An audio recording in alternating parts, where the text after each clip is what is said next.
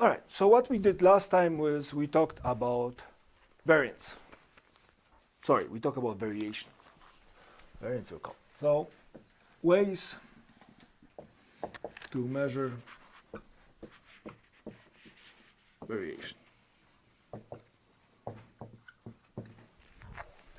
And what were the two ways we talked about? Range, and what was the problem with range? Yeah, range wasn't perfect. Why wasn't it perfect? Yes, right, one side and the other and skipped all the middle. And then we talk about second one, which was the standard deviation. And what was the problem with standard deviation? What was the weakness of standard deviation? Right, because it's based on averages, and if we are started popping outliers into averages, the average will radically change. So it's going to get affected. And we talked about this, and so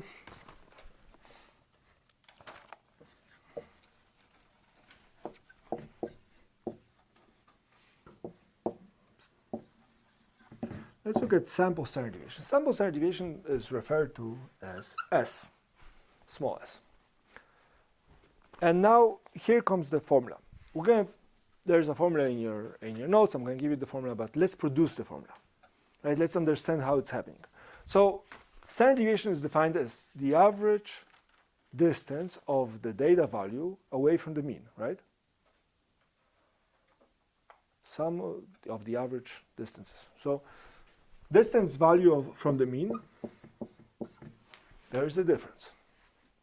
Right? That's the distance between 2 points. Second part is we know that standard deviation cannot be negative. This could be negative, so we're going to prevent that from being negative. Right? And now we are talking about an average, so we have to add all of those little things up. We have a symbol for that. And if we are talking about an average, we have to divide by number of points we're going to be adding up together.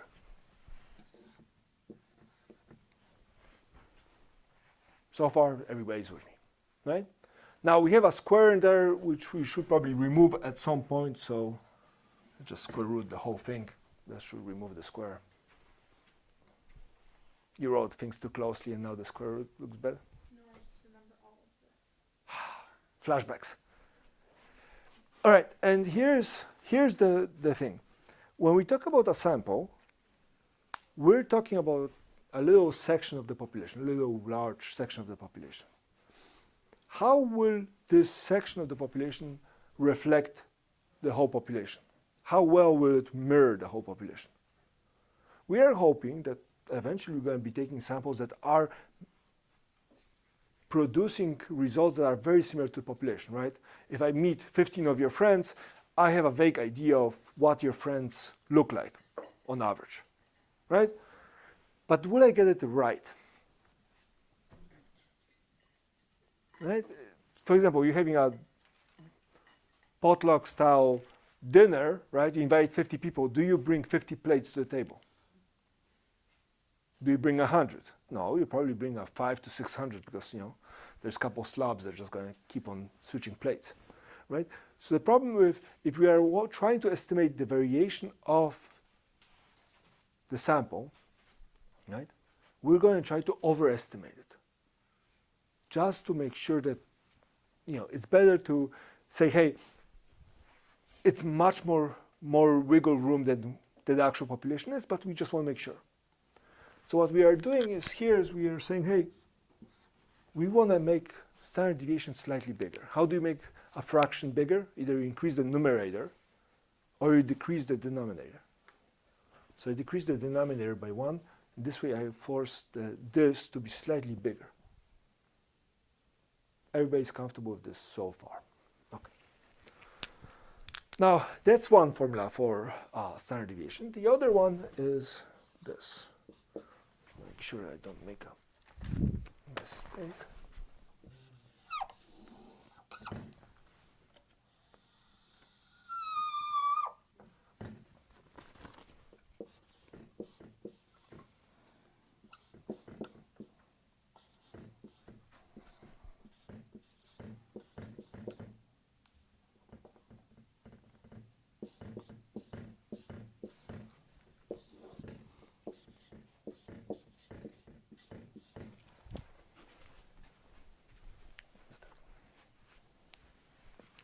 Now, my count, almost everybody likes the top formula better than the bottom one. It looks smaller. It looks easier. The problem I have with the top one is this. I need to do a separate step to calculate the average. I need the mean. This one doesn't require the mean. Right? So even though it looks bigger, I find this one to be easier. Now, both of them are acceptable. Both of them you can use. I personally like this one better than this, but there's two of them. If you have access to the mean, this is easier. If you have to calculate the mean and you have a lot of numbers, this might be easier. All right. We did this grocery shopping line things yesterday. Not yesterday, Monday. Right? There were 3 lines. Line number 1 wasn't very fun. It was average. Line number 3 was kind of cool. Line number 3 said, hey, we have a 1, a 3, and a 14-minute wait. It would be nice to know how the variation happens in this using standard deviation. So let's calculate standard deviation using the first formula. So how would we go about it? Well, I like to start with the values. Simple, easy stuff. All right. Step 2. Well, let's look at the inside. The inside says, hey, it's x minus x bar. X minus x bar. What did we calculate the mean to be of line 3? We did that calculation last time. Sorry? 6. 6. We know that for this, x bar equals to 6. 14, 17, 18 divided by 3, 6, right? So we're doing 6. So 1 minus 6, minus 5. 3 minus 6, minus 3. 14 minus 6, 8. Next step. Squared. So let's square. Minus 5 squared.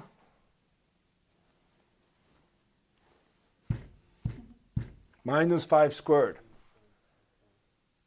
2.25. It's 25. 25. Why am I shaved for you people. I put a fresh shirt on. Hell, I even brushed my teeth. Like 2 point something. All right. 3, negative 3 squared. It's negative 3 times negative 3, 9. And 8 squared, 64. You guys are the 300 level class. Like, snap, snap, snap, snap, snap. All right. Next step. I sum x minus x bar squared. So I sum all of this. Sum x minus x bar squared. And I come out to be 98. 60, 89, 98. So far, everybody's happy. Okay. And then last step, I'm going to plug it in. So standard deviation equals to a square root of 98 n minus 1. How big is n? 3. So that's 3 minus 1. So that comes out to square root of 49, which comes out to be 7.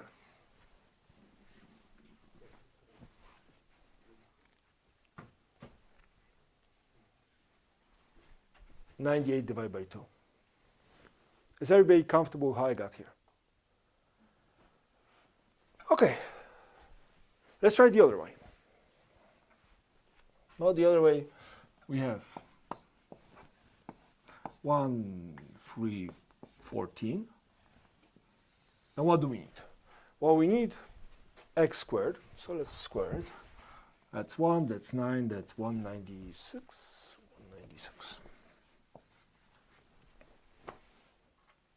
And then what? We need a sum of x squares. That comes out to be 206. And we need a sum of x's. And that comes out to be 18.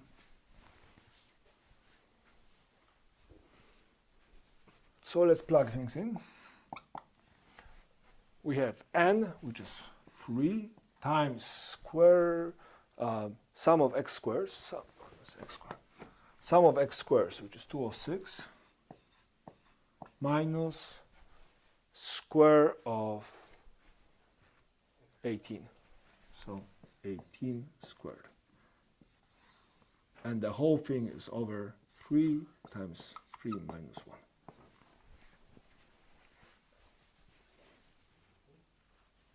You agree so far? Okay. So that equals to 618 minus 324, 24, divided by 6, and then square root of the whole thing.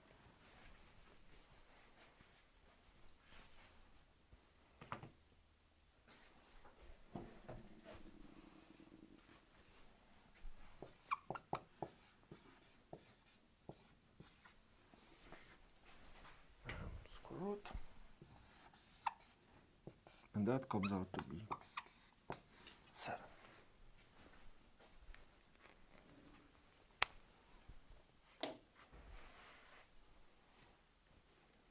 I find this easier because I just have to do 2 columns and then plug things in.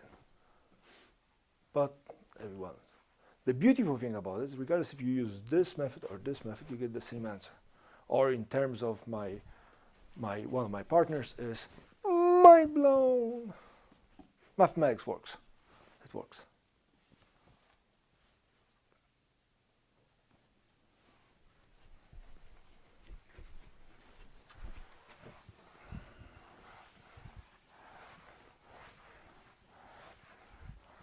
Okay.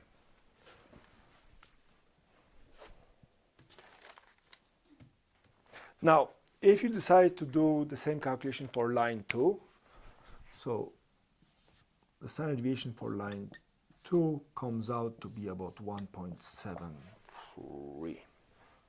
Just in case you decide to try it at home, this is the answer. Standard deviation, I will ask you to do 1, maybe 2 of those by hand, and that's it. The next time you have to do it by hand is the final, if at all. There's no reason to keep on tossing those things at you because it takes a while to calculate. If there's more than 5 numbers, that becomes just testing if you can punch things in the calculator, and that's just pointless. But I want 1 or 2 of those done by hand diligently. Everything else, if you decide to do it, Excel, calculator, whatever, widgets on the internet, I don't care. Right? You need to be able to do it once, twice, and then see you in the final. Okay. Unless you really want to keep on doing those by hand. Right.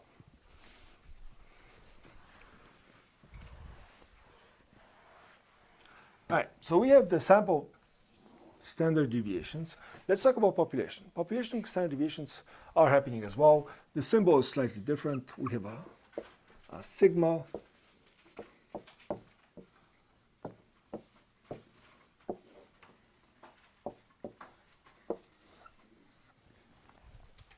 So that cannon looking thing is a sigma. And we have that. Now, here's the question. Why is it just n, not n minus 1?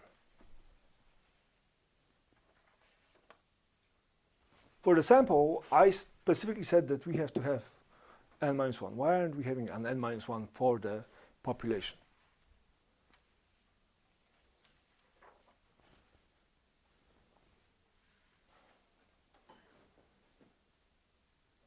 I don't know why, but I know that's the formula.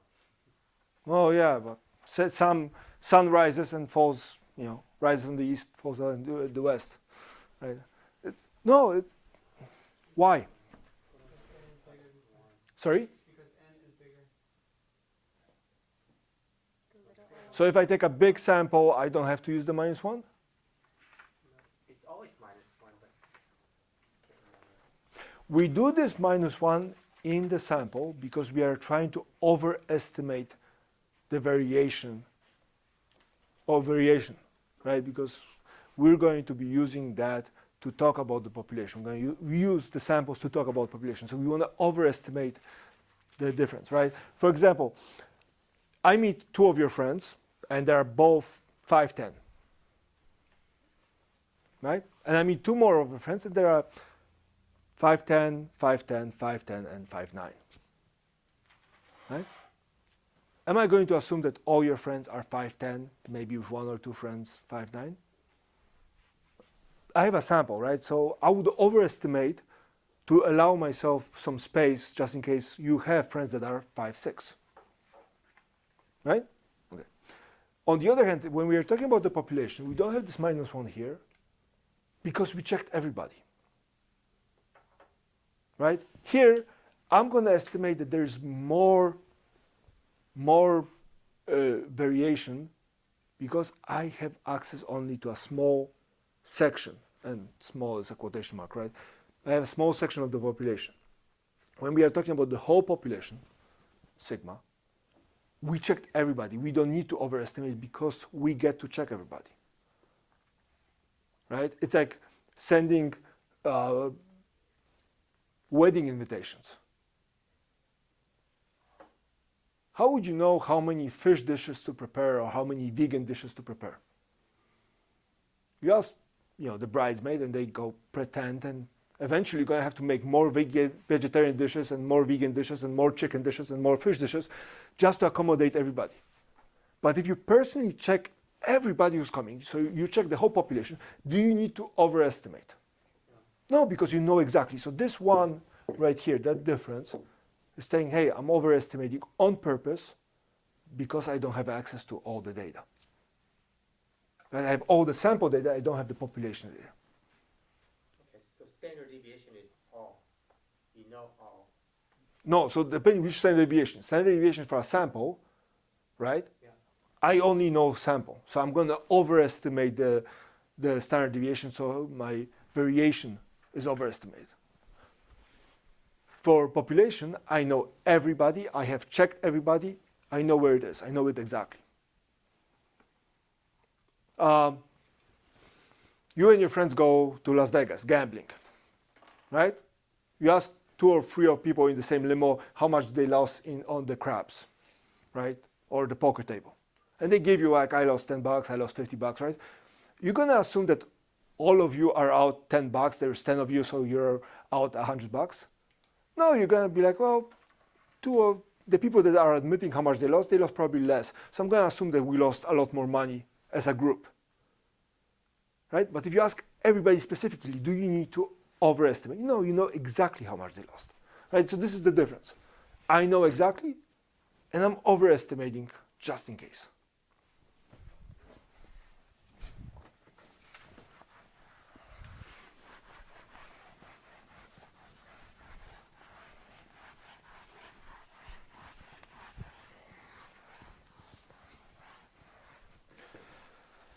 Okay, all right, let's look at variance.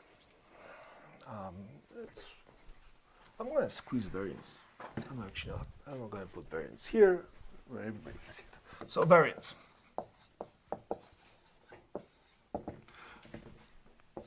We have variance for population, and we have variance for sample.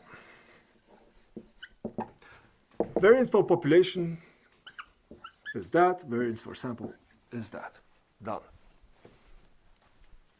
Population variance is square of population standard deviation.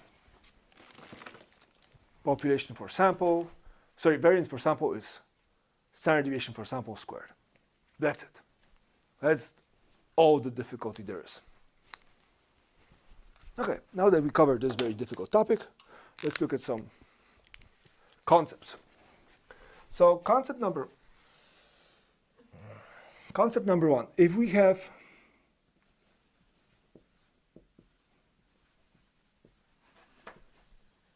very closely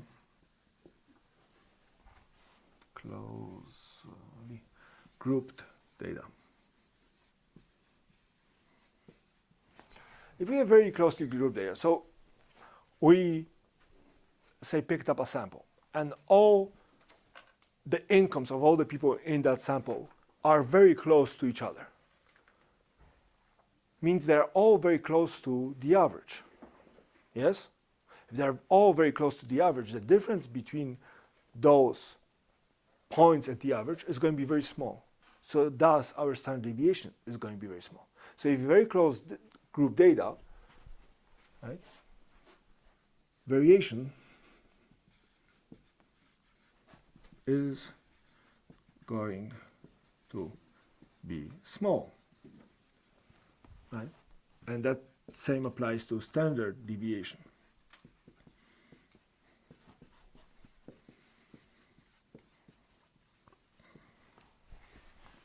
Right? If data is spread apart,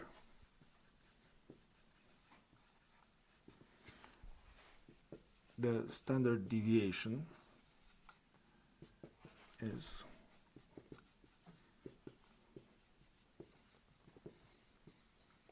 going to be bigger. Right? You have a larger standard deviation if the data is spread apart. Right? Again, because some of those points are going to be very far from the average, which is going to be in the center. And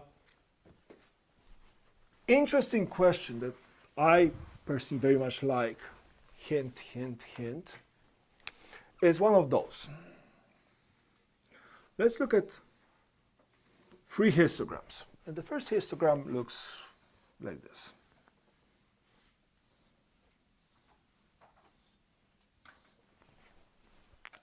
All of it is uniform. Second histogram looks like this.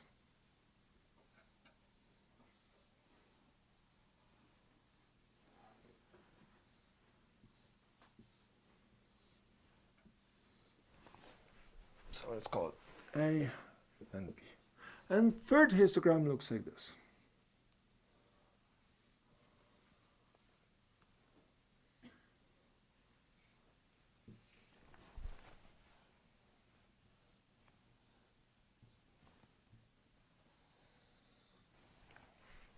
And my question is, which one of those has the biggest variation? Which one of those would have biggest variation of data, and why? And that's one of those questions I really like, because it checks if you can understand the concept. Now, I'm going to let you stew on this question for the weekend. And if next Wednesday you decide to engage, I'm here waiting. Right? But this is the type of questions I very much like. And I like to mix in those questions with questions that you see on the homework, which is pick this up and calculate this or find this. So just mind you. All right. So now that we are done about this, let's move to the next thing. We talked about normal distribution, bell-shaped, symmetric curve, right? We talked about normal distribution. And we talked about normal distribution, and I told you that we like it because we can do a lot of things with it. So if we have data, so if a data set is normally distributed,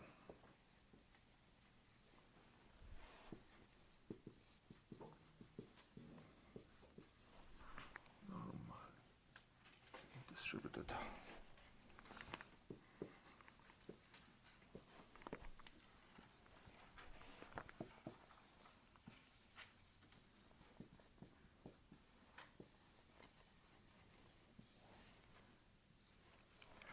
If a data set is normally distributed, we can use the empirical rule. And what does the empirical rule say? Well, the rule says that 68% of the data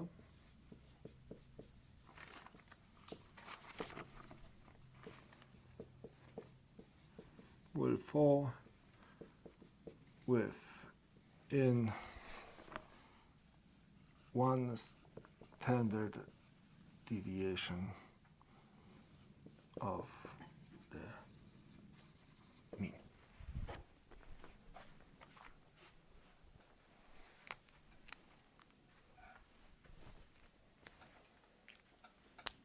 Okay, say average height for a male is what, 5'10"? Let's say average height for a male is 5'10". Let's say that standard deviation for the height of males is 2 inches. This says that 68% of people that you're going to meet that are male are going to be between 5'8" and 6 foot.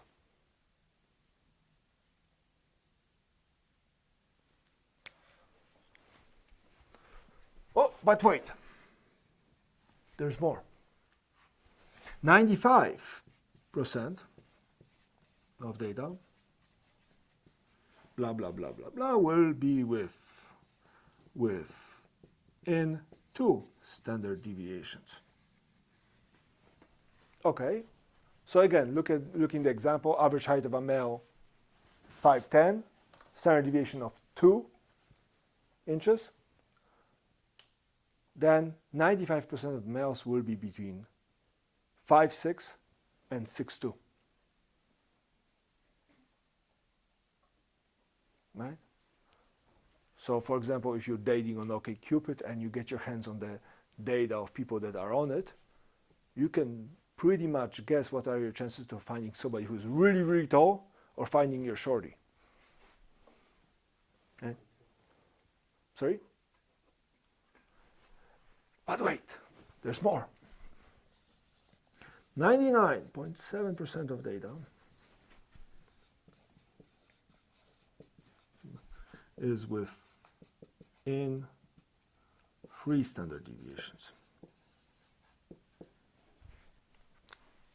99.7 seems like a lot.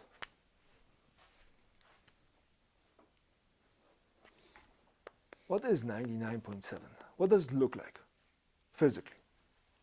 Somebody give me a physical example of 99.7%.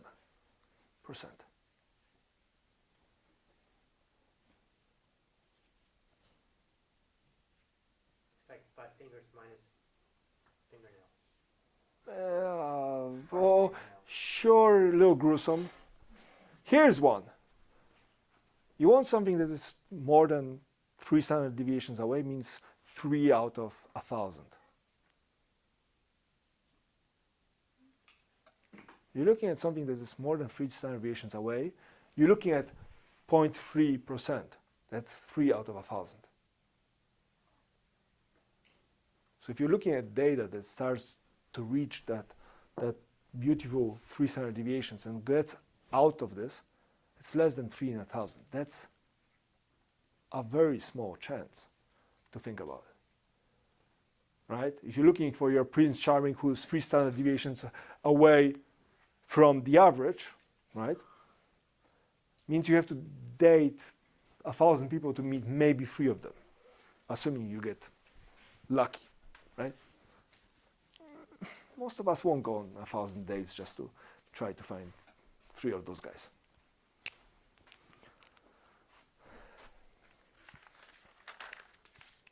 So we're starting to look at data now and we say, hey, there is a language we can attach to it. So we say, hey, if a piece of data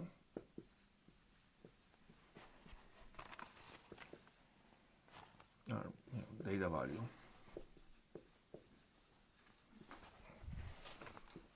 is within 2 standard deviations of mean, is considered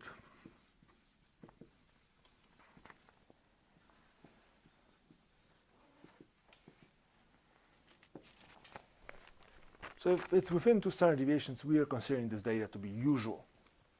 Right? If your bookie says, I'll give you 75% chance, that's usual. 95% chance, usual. He says 96%, you go like, whoa, whoa, whoa, whoa, whoa, how certain are you? Right? 95% means what? 1 out of 20. Well, 1 out of 20 is acceptable, but somebody says, hey, it's 1 out of 700. Like, how sure are you? Right? So we consider data that is usual. If data between 2 and 3 standard deviations, we consider that unusual. And then more than 3 standard deviations, we consider that rare or very rare. So if you have something that is more than 3 standard deviations away, means it's less likely than 3 in 1,000. That's rare.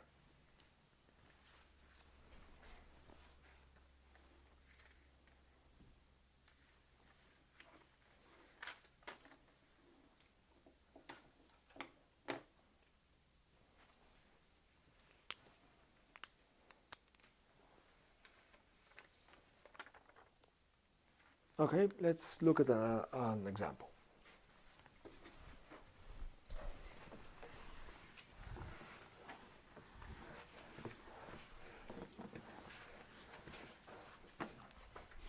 Let's look at an example. Say we have height. So height is normally distributed with a mean, let's say 65 inches, and a standard deviation of 3 inches. So within one standard deviation, right? One standard deviation of the mean, we have heights between 62 inches and 68 inches. So if I ask you, how likely is it that you're going to meet somebody who's 62 to 68 inches tall? 68%.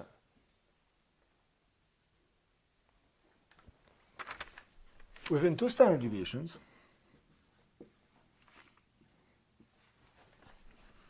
we got 59 to 71. And 95% of the people are going to be between 59 and 71 inches. And then 3 standard deviations is 56 to 74.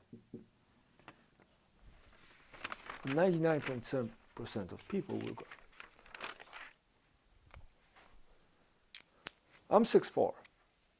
That puts me at what, 76 inches? I'm outside of this range.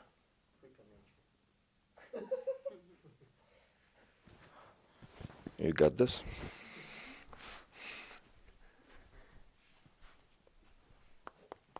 Well, considering how hard it is for me to buy clothes, I'm leaning towards agreeing with you. Right? But this is the type of question that can show up. If I give you this and ask you how likely is it to meet somebody who is 56 to 74 inches tall, you figure out that the number of standard deviations away and you have an answer using the empirical rule. Right? This is usual. This is unusual. And everything below that, everything smaller than 56 inches and higher than 74 inches, according to this example, is just rare.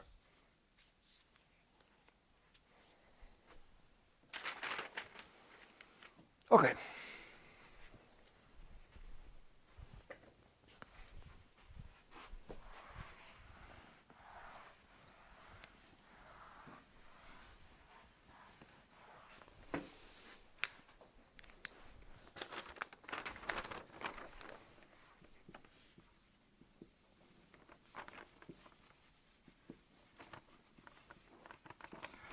So let's say I collected 2 samples. I collected a height of people and I collected a weight of people.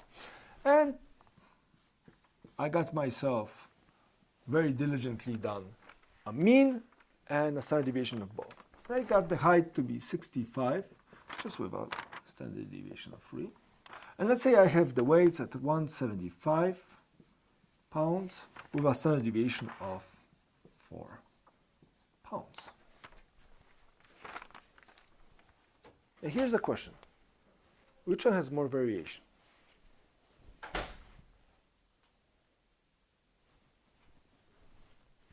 You have to look at the percentage of change compared to the Z-score or whatever. Mm-hmm. Right? If we just look at this and say, hey, variation, that means standard deviation, right? Because we talked about how to measure variation. We say 4 and 3. Remember, we're comparing apple to oranges, right? So you have to look at weights in terms of weights and heights instead of heights. A very good example is if I put a 20-pound backpack on you versus 20-pound backpack on a tractor trailer, which one of you two is going to suffer more? And if you don't think 20 pounds is getting you across, let's say 50 pounds. Put 50 pounds on you, 50 pounds on a tractor trailer. Do you think which one of you is going to slow down more? Well, yeah, of course, right? So even though this is bigger, right? 4 out of 175 is smaller than 3 out of 65. And we have a term for that, and it's called coefficient of variation. CV, if you care. And CV is calculated as the standard deviation divided by the mean. So in our case, they continue the table and include CV. This comes out to be 462%. Oh, times 100%. And the bottom comes out to be 229%. Right? Again, the problem is we have no direct comparison, so we cannot compare them directly. You cannot compare weights to heights, right? If I tell you I lose 10 pounds, if you grow 5 inches, that's just, it doesn't make sense. So you cannot compare it directly. So indirectly, we're trying to compare it. So what we're doing is we're comparing standard deviations of one set to its mean, to the sample mean. We compare the second standard deviation to its mean, and we're taking a look at what has a bigger one, bigger impact. Okay. More? Of course you want more. Why do I even bother asking? Of course you want more.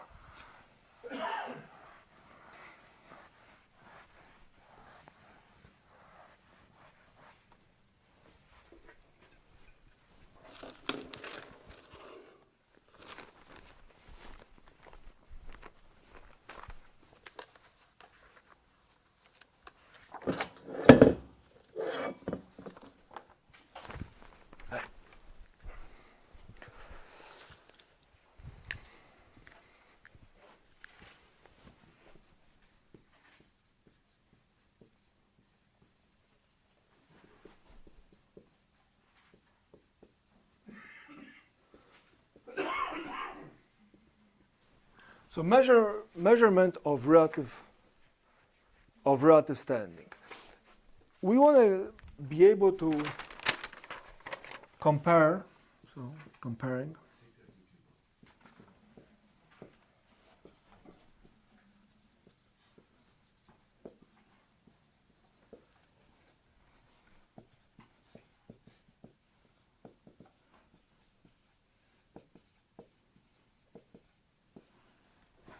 We want to do a comparison between or within data sets.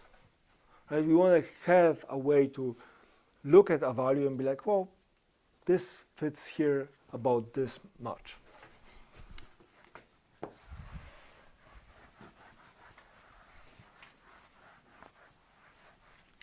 Well, to do that, we need, long and behold, the new love of your life, the Z-score. Professor, is that relative standing? Yes. Okay. Sorry, my handwriting is atrocious. So we're going to look at the z-score. And the z-score has a very simple definition. The z-score is the number of standard deviations a data value is away from the mean. That's it. So the number of standard deviations a data value, let's call it x for now, is away from the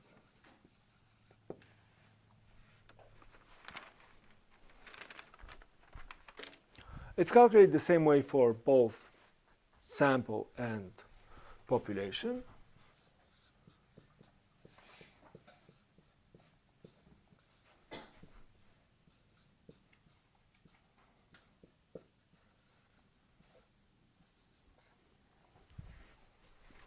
No, the same way. The same formula, symbols are different.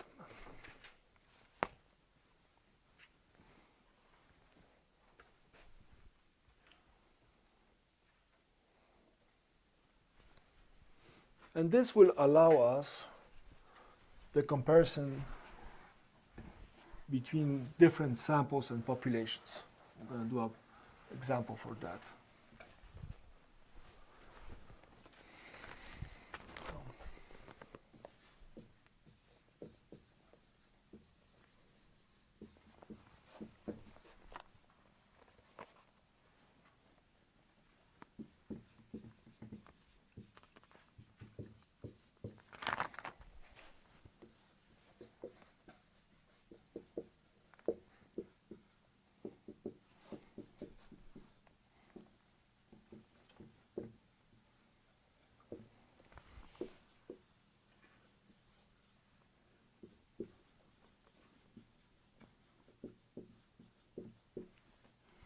Right, because the z-score is reliant on the sample, in a sample set, on the sample mean and sample standard deviation, and in population, we can compare the z-scores because we are comparing it within the parameters of, you know, the pool of data sets that we're doing.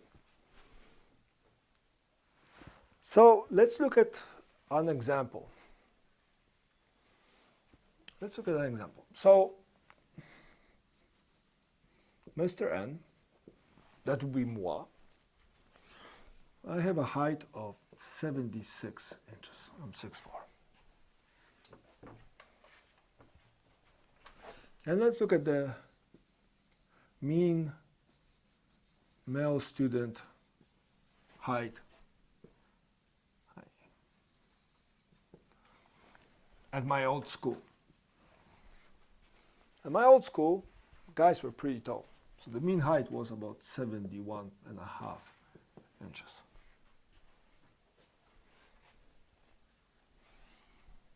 And then we look at the standard deviation. Standard deviation was 2.1.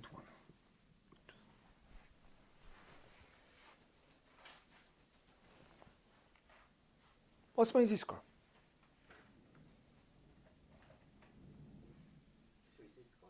Yeah. No. That's the median, right? That's the mean. Oh, so it'd be 31.5 minus 0.1 and plus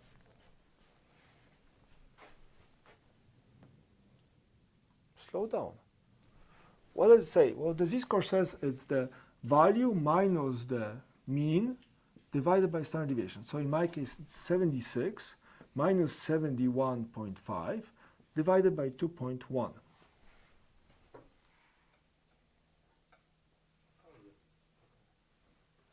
And that comes out to be about 2.14.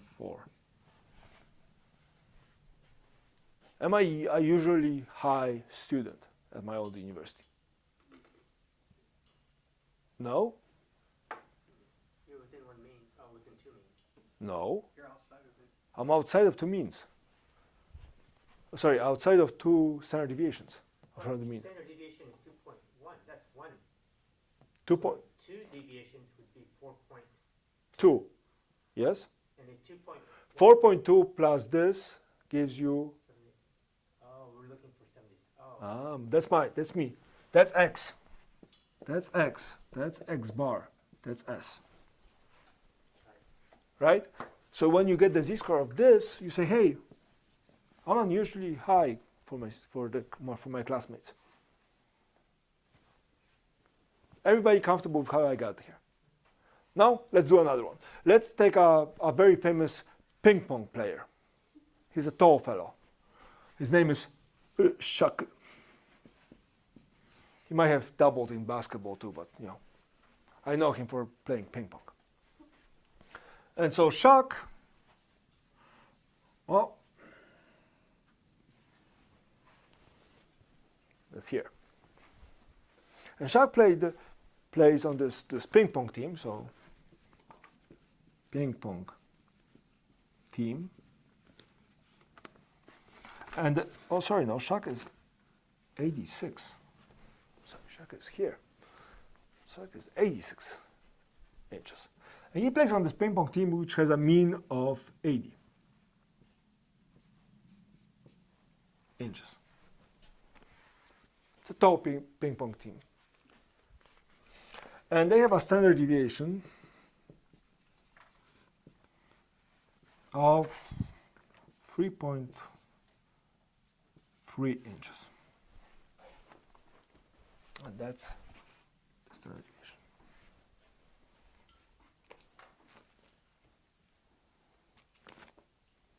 Is Chuck unusually tall for his team?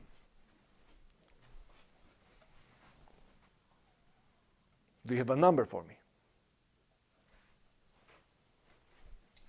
So again, the z-score is calculated the same way. So it's x minus x bar divided by s. So 86 minus 80 divided by 3.3. And I come out to be about 1.82. Right? So he's within 2 standard deviations. He's within 2 standard deviations. His height is usual.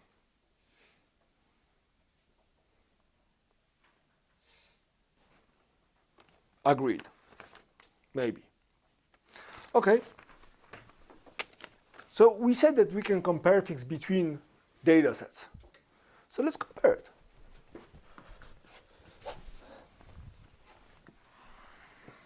I know there was a movie which was called White Men Can't Jump, but I'm feeling really like, I would be really good at ping pong. So let's go. Mr. N joins Chuck's team. Let's see if that's a crazy idea or not. So X is still 76 inches. I haven't grown to play on the team. That's me, right? Team mean is 80. Now, we're going to squint our eyes and say that if I join the team, I'm not going to change the mean. So there's a little white lie there. Because if I join the team, the average would change. So we're going to squint our eyes and say it didn't. If the mean didn't change, we're going to also say that the standard deviation of 3.3 inches didn't change either. It's a white lie. And so we get to the z-score. We say, well, okay, 76 inches minus 80, right? Value minus the mean, divided by standard deviation. And what do we come out with to be?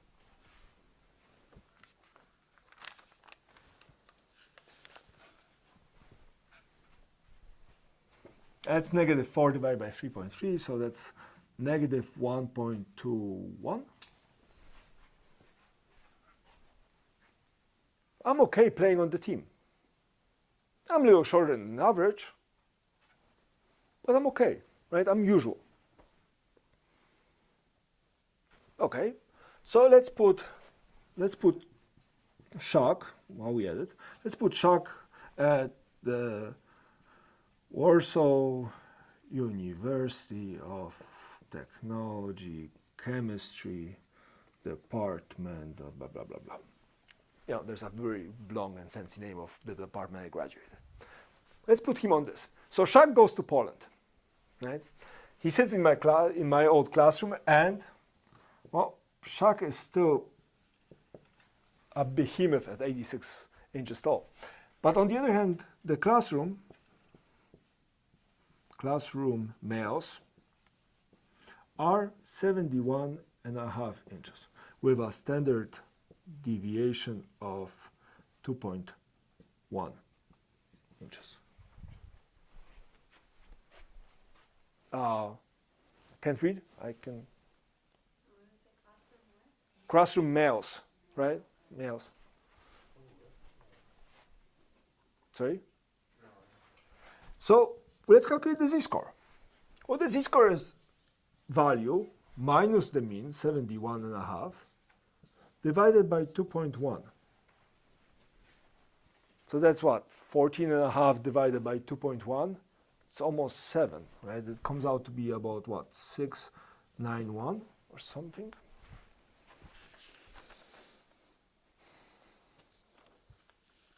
Somewhere along those lines.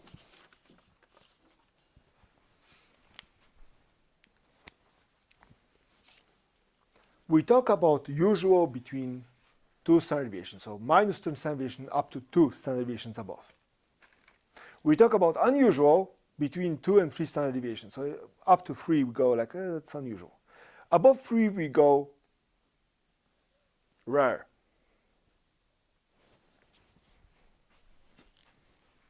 You know what 6.91 standard deviations away from the mean means? Sorry? You have a unicorn. I won't go with unicorn exactly, but It's outside. I would put it this way. Shit's not happening. This, right? I'm assuming since most of you are here because you're on your way to be young professionals or you are professionals. Any of you heard of the Six Sigma? Six Sigma leadership, company processing thing. That's almost 7 Sigma. 6 Sigma says, what, 8 mistakes in a billion or something? That's the standard that they have. Or something along those lines, right? This is 1 standard deviation farther away. Like, I see shock in my classroom, like somebody installs shock in my classroom, it's like, whoa, guys, soda for everybody. Like, it got real. So, 6 is just that unusual. To the point where if somebody showed me on paper that something has over 600 deviations away, I go, are you sure you didn't make a mistake? Right? 2, 1.8, negative 1.2, even 3 with change, sometimes, right, I would. If somebody shows me this and I don't know anything else aside of this, for me that's rare to the point where I go, doesn't look real to me. And those things will happen. All right, how much time do I have to harass you guys more? 8 minutes.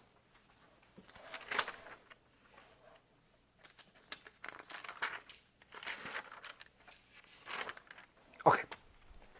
All right, so this is good. Next thing.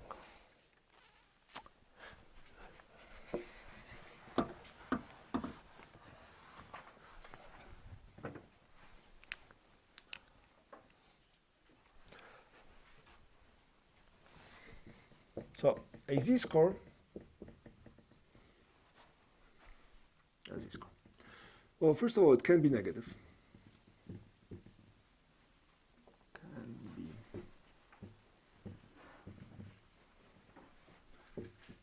Can be a decimal.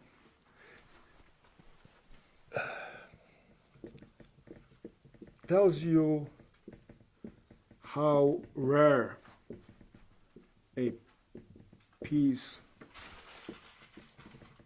of data is. What else? Z-score between -2 and 2 is usual. What else is there?